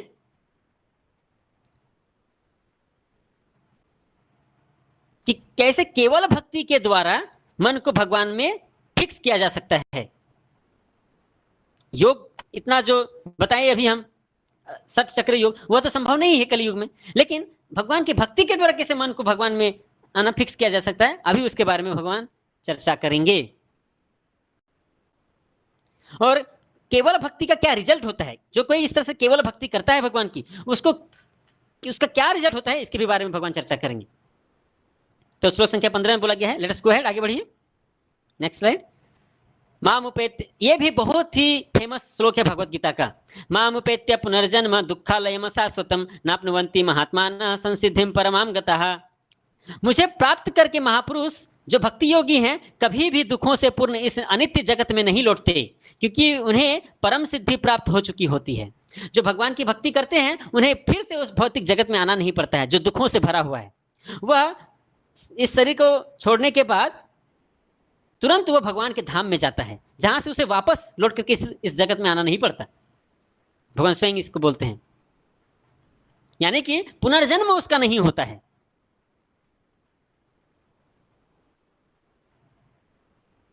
तो देखिए, जो कोई उस आध्यात्मिक जगत में हो जाता है उसे वहां पर जन्म मृत्यु जरा व्याधि नहीं है। इस भौतिक जगत में ही जन्म मृत्यु जरा व्याधि है। तो यह भौतिक जगत दुखदायी है। उस आध्यात्मिक जगत में, भगवान के धाम में कोई दुख नहीं है, केवल सुख और आनंद है वहां पर। तो यह भौतिक जगत दुखों से भरा हुआ है, उसकी चर्चा अभी आगे के श्लोक में बताते हैं। 16 नंबर श्लोक में भगवान श्री कृष्ण, तो 16 नंबर श्लोक में बताया गया है, आ ब्रह्म भुवनालोक का पुनरावर्तिन अर्जुना मामुपेते तु कौन्तेय पुनर्जन्म न विद्यते। भगवान श्री कृष्ण कहते हैं इस जगत में सर्वोच्च लोक से लेकर के निम्नतम सारे लोक दुखों के घर हैं। हम बताए ना अभी, भूर लोक है ना, महरलोक, जनलोक, तपलोक, सत्यलोक, और नीचे आतल, तलातल, पाताल, रसातल, ये सारे जो 14 प्लैनेटरी सिस्टम्स हैं वो दुखों से भरे हुए हैं, और जहां पर हम हर जगह पर जन्म मृत्यु के चक्र चल रहा है। लेकिन जो भगवान के धाम में पहुंचते हैं वहां जन्म फिर से लेना, जन्म मृत्यु का चक्र वहां पर नहीं रहता, वहां केवल सच्चिद आनंद है, अमर है वहां पर सभी कोई, और पूर्ण आनंद से, पूर्ण ज्ञान से भरे हुए हैं आध्यात्मिक जगत में सभी जीव। Go ahead. तो कैसे ध्रुव महाराज भगवान के धाम में जाते हैं उसका यहाँ पर थोड़ा वर्णन किया गया है कि ध्रुव महाराज जब 6 महीने की तपस्या करते हैं और उनको भगवान का दर्शन होता है तो भगवान आशीर्वाद देते हैं उनको कि वो मृत्यु के बाद भगवान के धाम में जाएंगे, और वो अकेले नहीं, अपनी माँ को भी साथ में लेकर के जाते हैं। तो ध्रुव की भक्ति से उनकी माँ का भी उद्धार हो जाता है। उनकी माँ ने तपस्या नहीं की थी, ध्रुव की माँ ने तपस्या नहीं की थी, लेकिन पुत्र का भक्ति की शक्ति से माँ का भी उद्धार हो जाता है। तो क्या भक्ति करने से केवल अपना ही उद्धार नहीं होता है, बल्कि अपने सगे संबंधियों का भी उद्धार हो सकता है। अगर हम ध्रुव महाराज की तरह है ना अच्छे से भक्ति करेंगे तो केवल हमारा उद्धार नहीं बल्कि हमारे सगे संबंधियों का भी उद्धार हो सकता है। Okay, go ahead. आगे 16 नंबर श्लोक में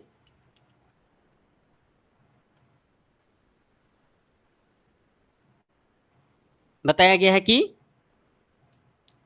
यह जो भौतिक जगत है वह पूरी तरह से जन्म मृत्यु से भरा हुआ है और दुखों से भरा हुआ है पूरा ही भौतिक जगत। हर एक का यहाँ पर जन्म के बाद मृत्यु और मृत्यु के बाद जन्म होता है, और अगला जन्म कैसे होगा वह इस जन्म के कर्म के अनुसार, अच्छे कर्म करने से अच्छा फल मिलेगा, खराब कर्म करने से खराब फल मिलेगा।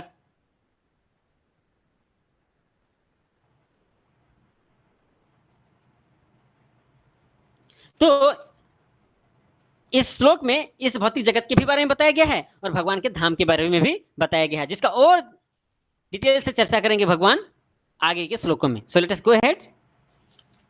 श्लोक संख्या 17। अभी यहां पर भगवान श्री कृष्ण ब्रह्मा के आयु के बारे में बताते हैं, और ब्रह्मा का एक दिन कितना लंबा होता है इसके बारे में बताते हैं। सहस्र युग पर्यंतम अहर यद ब्राह्मणो विदु रात्रिं युग सहस्रांताम तेहो रात्र विदो जना। मानवीय गणना के अनुसार 1000 युग मिलकर ब्रह्मा का एक दिन बनता है, और इतनी ही बड़ी ब्रह्मा की रात्रि भी होती है। जैसे हम जानते हैं 4 युग होते हैं, सत्य, त्रेता, द्वापर, कली। तो सतयुग, त्रेतायुग, द्वापर युग, कलियुग, सतयुग, त्रेतायुग, द्वापर युग, कलियुग, इस तरह से जब 1000 बार साइकिल पूरा होता है तो उसमें ब्रह्मा का एक दिन होता है। जैसे हमारा एक दिन 12 घंटे का होता है, तो इस तरह से जब 1000 बार चतुर्युग होता है तो ब्रह्मा का एक दिन होता है, और ब्रह्मा की रात्रि भी उतनी ही लंबी होती है 1000 चतुर्युग का। तो आगे कैलकुलेशन दिया हुआ है, go to the next slide. तो देखिए ये बहुत अच्छा तरीका है समझने का।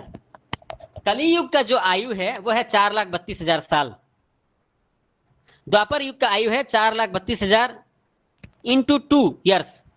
त्रेता युग का आयु है 4,32,000 इंटू 3, और सतयुग का आयु है 4,32,000 इंटू 4। तो टोटल जो सतयुग, त्रेता युग, द्वापर युग और कलयुग का आयु हुआ वह 4,32,000 इंटू 10, यानी कि कितना हुआ 4,32,000 साल को जब 10 से गुना करेंगे तो क्या होगा 43,20,000 ईयर्स। 43,20,000 ईयर्स यह ब्रह्मा का एक दिन होता है। हमारा एक दिन 12 घंटे का होता है और रात 12 घंटे का, लेकिन ब्रह्मा का एक दिन 43,20,000 ईयर्स का होता है। और उस एक दिन में 14 मनु आते हैं। तो अगर उस 1000 चतुर्युग को हम 14 से डिवाइड करेंगे तो एक मनु में के अंदर में 71 महायुग, 71 चतुर्युग आते हैं, 71 चतुर्युग। तो ब्रह्मा के एक दिन में 14 मनु आते हैं, 14 मनवंतर होता है। एक मनवंतर का जो आयु होता है वह होता है 71 महायुग, 71 चतुर्युग।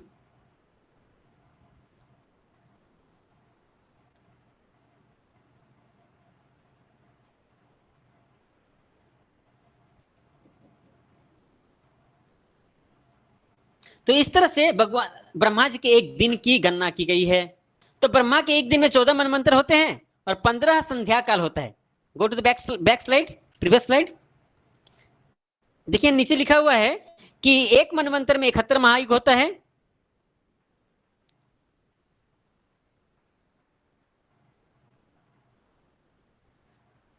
और 71 महायुग का आयु कितना हुआ? 71 इंटू 4,32,000 इंटू 10। ठीक है, ये एक मनवंतर का आयु हो गया। क्योंकि एक महायुग का आयु जो है या चतुर्युग या महायुग का आयु हो क्या? 10 के। यहां देखिए 4,32,000 को के से डिनोट किया गया है। अगर 4,32,000 साल को के से डिनोट करें तो कलयुग का आयु हो गया के, द्वापर युग का आयु 2 के, त्रेता युग 3 के एंड सतयुग 4 के। तो इस तरह से चतुर्युग का आयु, एक महायुग का आयु हो गया 4K plus 3K plus 2K plus के, यानी कि 10K एक महायुग का आयु हुआ। एक मनवंतर और ब्रह्मा के एक दिन में 1000 चतुर्युग होते हैं, 10K। ब्रह्मा के एक दिन में 14 मनु आते हैं। तो जब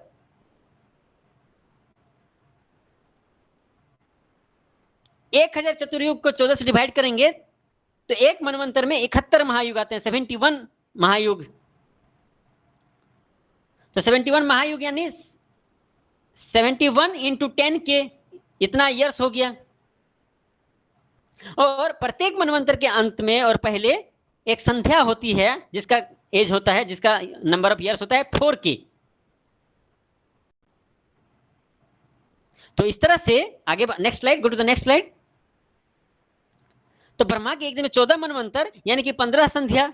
तो 14 मनवंतर का जो नंबर ऑफ ईयर्स हुआ वो हो गया 14 इंटू 710 के। एक मनवंतर का हम लोग आयु निकाल चुके हैं 710 के। तो 14 इंटू 710 के और 15 संध्या काल यानी कि 15 इंटू 4K। तो टोटल जब कैलकुलेट करते हैं तो यहाँ पर 1000 महायुग आता है। तो ब्रह्मा का एक दिन भी है जो 43,20,000 साल और एक रात भी होता है जो 43,20,000 साल होता है। तो इस तरह से ब्रह्मा के एक साल में 365 दिन होते हैं और 360 दिन और 360 रात होते हैं। तो अगर उसको एक दिन का जो नंबर ऑफ ईयर्स है 43,20,000 ईयर्स, इससे जब मल्टीप्लाई करते हैं तो 3.1 ट्रिलियन ह्यूमन ईयर्स। और इस तरह से ब्रह्मा 100 साल जिंदा रहते हैं तो 311.04 ट्रिलियन ह्यूमन ईयर्स, यह ब्रह्मा की आयु है। यह भगवान श्री कृष्ण समझाते हैं 17 नंबर श्लोक में। तो ये देखिए हम 100 साल जिंदा रहते हैं, जो कि अभी कलयुग में 100 साल जिंदा नहीं रहते लोग, उसी में बहुत घमंड करते हैं, अभिमान करते हैं। अरे भाई, ब्रह्मा जी इतने लंबे साल जिंदा रहते हैं, जीवित रहते हैं, लेकिन फिर भी वो भौतिक जगत में ही है। उनको भी जन्म मृत्यु के चक्र में वो भी फंसे हुए हैं। तो हमें भगवान के धाम में जाना है तो कितने तीव्रता के साथ हमें भक्ति करनी होगी, इसका हमें ध्यान करना चाहिए। Okay, go ahead. हम आगे के श्लोक में जाते हैं, श्लोक संख्या 18 और 19 में। तो इस भौतिक जगत के बारे में वहां चर्चा की गई है। श्लोक संख्या 18। अव्यक्ताद् व्यक्त्य सर्वा प्रभवन्त्य हरागमे रात्र्यागमे प्रलीयन्ते तत्रैवाव्यक्त संज्ञके। ब्रह्मा के दिन के शुभारंभ में सारे जीव अव्यक्त अवस्था में से व्यक्त होते हैं और जब रात्रि होती है तो वे पुनः अव्यक्त में विलीन हो जाते हैं। जब ब्रह्मा का दिन रहता है तो सारा जगत की सृष्टि होती है, सारे जीव व्यक्त हो जाते हैं, और जब ब्रह्मा की रात्रि होती है तो फिर सारे जीव अव्यक्त अवस्था में चले जाते हैं। 19 भूतग्रामस एवायं भूत्वा भूत्वा प्रलीयते रत्यागमे वसः प्रार्थ प्रभवत्यहरागमे। जब जब ब्रह्मा का दिन आता है तो सारे जीव प्रकट होते हैं और ब्रह्मा की रात्रि होते ही वे असहायवत विलीन हो जाते हैं। जब ब्रह्मा का दिन होते हैं तो सारे जीवों का प्रकटीकरण होता है और रात होने पर सारे जीव विलीन हो जाते हैं।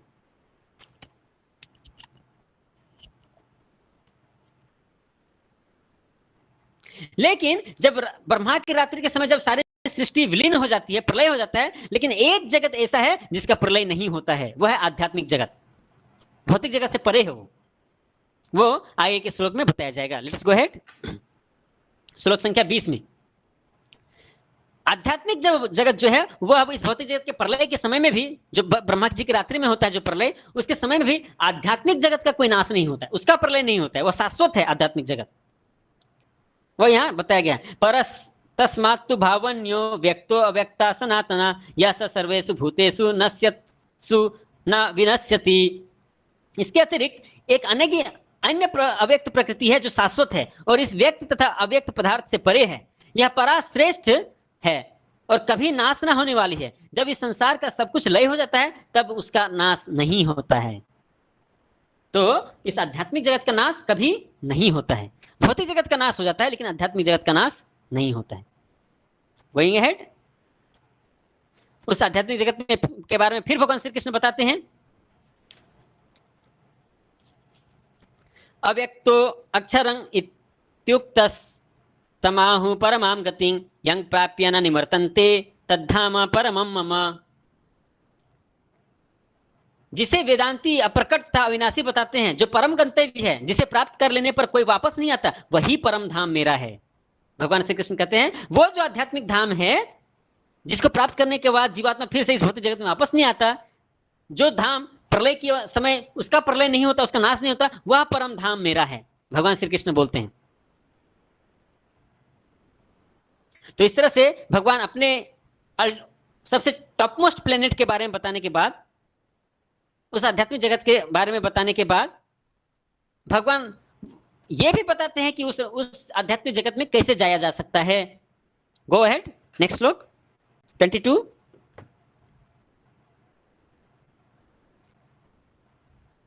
भगवान बोलते हैं पुरुषः स परः पार्थ भक्त्या लभ्यस्त्वनन्यया यस्यान्तः स्थानि भूतानि येन सर्वमिदं ततम्। भगवान जो सब में महान है, अनन्य भक्ति के द्वारा ही प्राप्त किए जा सकते हैं। यद्यपि वे अपने धाम में विराजमान रहते हैं तो भी वे सर्वव्यापी हैं और उनमें सब कुछ स्थित है। देखिए यहाँ बता रहे हैं कि अनन्य भक्ति के द्वारा ही उस धाम को प्राप्त किया जा सकता है, भगवान के धाम को प्राप्त किया जा सकता है। जो भगवान जो अपने धाम में है, परम धाम में जो सबसे महान है, वो भक्ति के द्वारा प्राप्त किए जा सकते हैं। वो अपने भले ही वो अपने धाम में विराजमान रहते हैं लेकिन वो सर्वव्याप्त हैं। अनु अनु और कण कण में, हर एक जीव के हृदय में परमात्मा के रूप में विराजमान है।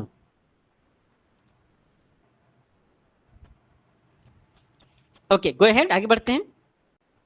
तो इस तरह से भगवान अपने दिव्य धाम के बारे में बताते हैं और फिर ये भी बताते हैं कि उस धाम को, भगवान को भक्ति के द्वारा प्राप्त किया जा सकता है। तो फिर अब आगे के श्लोकों में हम लोग जो चौथा पाठ है इस अध्याय का, डिवोशन, श्लोक संख्या 23 से लेकर के 28 में भक्ति के बारे में बताते हैं, डिवोशन के बारे में भगवान बताते हैं। Okay, go ahead. Verse number 23 to 28, इसमें भक्ति योग के बारे में बताया गया है और यह भी बताया गया कि भक्ति योग सभी तरह के योग में सर्वश्रेष्ठ है और भक्ति के योग के द्वारा ही कृष्ण को प्राप्त किया जा सकता है। श्लोक संख्या 23 में चर्चा किया गया है कि अलग अलग कालों में शरीर का त्याग करने से अलग अलग स्थान में कैसे पहुंचते हैं। तो भगवान श्री कृष्ण बोलते हैं अर्जुन को, यत्र काले त्वनाम वृत्ति मा वृत्तिम चैव योगिनः प्रयाता यान्ति तत्तंकालम वक्ष्यामि भरतर्षभः। श्लोक संख्या 23 में अलग अलग समय काल का वर्णन है जहां पर व्यक्ति मृत्यु को प्राप्त करता है। 24 से लेकर के 26 में दो मार्ग के बारे विषय में बताया गया है, एक प्रकाश का मार्ग और एक अंधकार का मार्ग। प्रकाश के मार्ग में कौन जा सकता है? जो ज्ञानी होते हैं, जो योगी होते हैं, और वो ब्रह्म ज्योति में जाते हैं, उनको मुक्ति मिल जाता है और उनको फिर से भौतिक जगत में आना नहीं पड़ता। और जो अंधकार का मार्ग है वो कर्मी लोगों के लिए है, क्योंकि वो कर्मकांड में फंसे रहते हैं, अच्छे कर्म करने से स्वर्ग लोक और बुरे कर्म करने से नरक लोक। इस तरह से वो जन्म मृत्यु के चक्कर में इसी भौतिक जगत में फंसे रहते हैं, उनको फिर से इस भौतिक जगत में वापस आना पड़ता है, मृत्यु के बाद इसी भौतिक जगत में ही रहते हैं। तो ये सारी चीजें चर्चा की गई हैं। तो श्लोक संख्या 23 में जो हमने श्लोक पढ़ा उसका ट्रांसलेशन है, हे भरत श्रेष्ठ, अब मैं तुम्हें उन विभिन्न कालों को बताऊंगा जिनमें इस संसार से प्रयाण करने के बाद योगी पुनः आता है या नहीं आता है। तो किस किस काल में अगर शरीर का त्याग करेंगे तो इस धरती पर आना पड़ेगा वापस, और किस काल में शरीर त्याग करने पर इस धरती पर वापस नहीं आना पड़ेगा, उसके बारे में चर्चा की गई है। लेट्स गो अहेड, आगे बढ़ते हैं।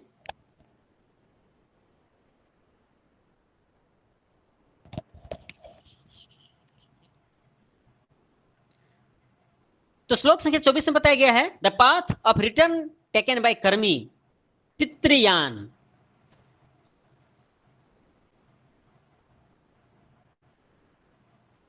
कर्मी के द्वारा क्या रास्ता लिया गया है वह यहां बताया गया है। 24 नंबर श्लोक, अग्निर्ज्योतिरः शुक्ल सन्मासा उत्तरायणम तत्र प्रयाता गच्छन्ति ब्रह्म ब्रह्म विदो जनाः। जो परम ब्रह्म के ज्ञाता हैं वे अग्निदेव के प्रभाव में, प्रकाश में, दिन के शुभ क्षण में, शुक्ल पक्ष में या जब सूर्य उत्तरायण में रहता है, उन 6 मासों में संसार से शरीर त्याग करने पर उस पर ब्रह्म को प्राप्त करते हैं। तो क्या क्या बताया गया है?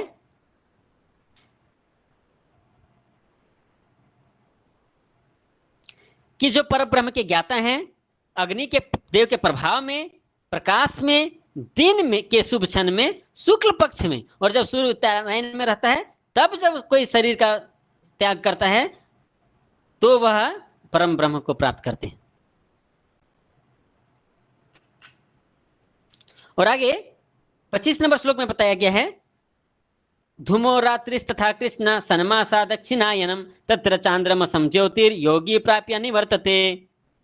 जो योगी धुएं रात्रि कृष्ण पक्ष में और सूर्य के दक्षिणायन में रहने के 6 महीनों में दिवंगत होता है, वह चंद्रलोक को जाता है, किंतु वहां से पुनः पृथ्वी पर चला आता है। क्या बताया गया? जो धुएं में, रात्रि में, कृष्ण पक्ष में या फिर जब सूर्य दक्षिणायन में है उस समय के 6 महीने में शरीर को छोड़ता है, वह कहां जाता है? चंद्रलोक में जाता है, और वहां से पुनः इस धरती में वापस आता है।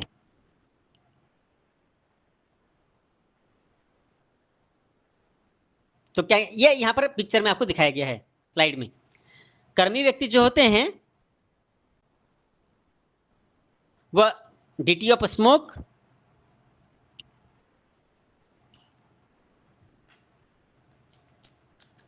सो दो स्लाइड है यहां पर।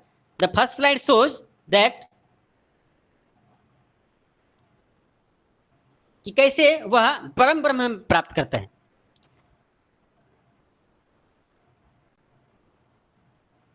दिन के समय प्रकाश में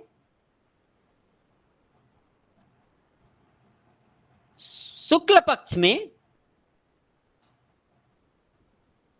और जब सूर्य उत्तरायण में रहता है 6 महीने के लिए, तब यदि कोई शरीर का त्याग करता है तब वो ब्रह्म को प्राप्त करता है। तो कौन उसको ब्रह्म में ले जाते हैं?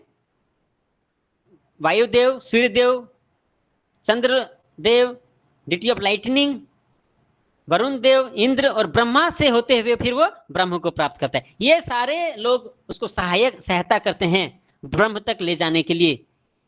ये देवयान कहलाते हैं। Okay, go to the next slide. और किनको वापस आना पड़ता है वो यहां पर दिया गया है। ऐसे कर्मी जो धुएं में रात्रि के समय, कृष्ण पक्ष में या सूर्य के दक्षिणायन के समय जो शरीर का त्याग करता है वह पितृलोक से में जाता है, और वहां से फिर वापस धरती पर आता है। ईथर यानी कि स्पेस, आकाश से होते हुए मून देवता के द्वारा उसके पुण्य के अर्जित किया हुआ पुण्य जब खत्म हो जाता है तो फिर से उस धरती पर भेज दिया जाता है।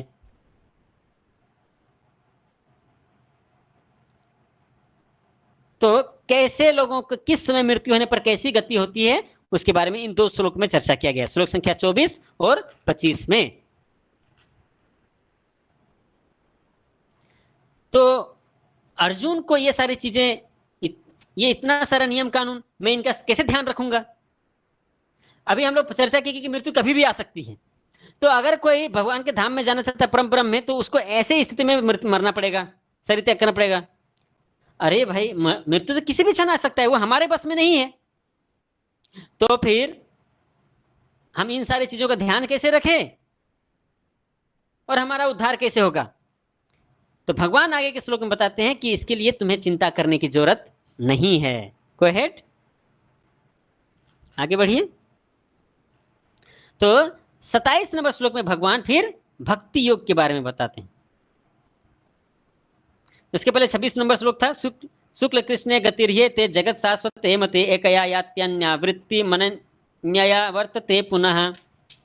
वैदिक मतानुसार इस संसार से प्रयाण करने के 2 मार्ग हैं, एक प्रकाश का तथा दूसरा अंधकार का। जब मनुष्य प्रकाश के मार्ग से जाता है तो वापस नहीं आता, किंतु अंधकार के मार्ग से जाने से पुनः वापस लौट कर आता है। ठीक है, तो ये 24, 25, 26 हो गया। 27 नंबर श्लोक में भगवान श्री कृष्ण बताते हैं अर्जुन कि तुम्हें ज्यादा चिंता करने की जरूरत नहीं है कि किस रास्ते में कैसे जाएंगे।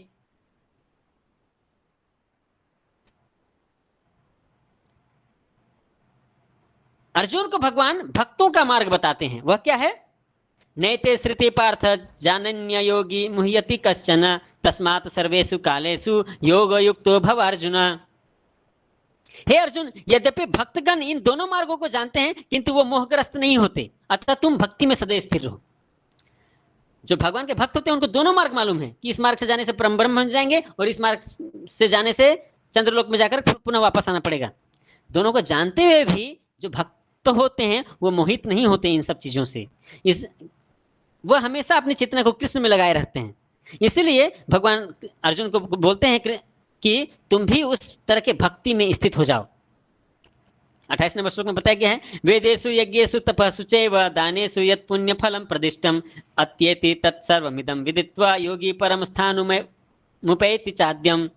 जो व्यक्ति भक्ति मार्ग स्वीकार करता है वह वेदाध्ययन, तपस्या, दान, दार्शनिक तथा सकाम कर्म करने से प्राप्त होने वाले फलों से वंचित नहीं होता। वह मात्र भक्ति संपन्न करके इन समस्त फलों की प्राप्ति करता है और अंत में परम नित्य धाम को प्राप्त करता है। देखिए, ये जो 2 तरह के रास्ते हमने देखे, उससे अलग अलग चीजें प्राप्त होते हैं जीवात्मा को। तो ऐसा नहीं है कि जो मनुष्य भगवान की भक्ति करता है वह इन दोनों रास्तों मार्ग का अनुसरण नहीं करने से इन रास्तों में मिलने वाले फल से वह वंचित हो जाता है। नहीं, जो व्यक्ति भगवान की भक्ति करता है वह भले ही इन दोनों मार्गों का अनुसरण ना कर रहा हो, लेकिन भक्ति के द्वारा ही वह उन सभी चीजों को प्राप्त कर सकता है जो इन दोनों रास्तों के माध्यम से मिलते हैं। केवल भक्ति करके वह सारी चीजों को पा सकता है और अंत में वह भगवान के धाम में भी जाता है। तो इसलिए भक्ति सर्वश्रेष्ठ है। Okay, go ahead. इसलिए भगवान के भक्त होते हैं जो होते हैं वो हमेशा भगवान के नाम का जप करते हैं, वो हमेशा भगवान के दिव्य नाम का जप करते हैं और खुशी पूर्वक भगवान की भक्ति करते हैं और वह कभी डरते नहीं है क्योंकि उनको भगवान श्री कृष्ण पर पूर्ण विश्वास है और चूंकि उनको भगवान कृष्ण पर पूर्ण श्रद्धा है और वो भगवान की भक्ति करते हैं, इसलिए वो भगवान को प्राप्त भी करते हैं जीवन के अंत में। ऐसे जो भगवान के भक्त होते हैं वो भगवान का दिव्य नामों का कीर्तन करते हैं, भक्तों का संग लेते हैं, भगवान के विग्रह की आराधना करते हैं और भगवान के दिव्य ग्रंथों को पढ़ते हैं।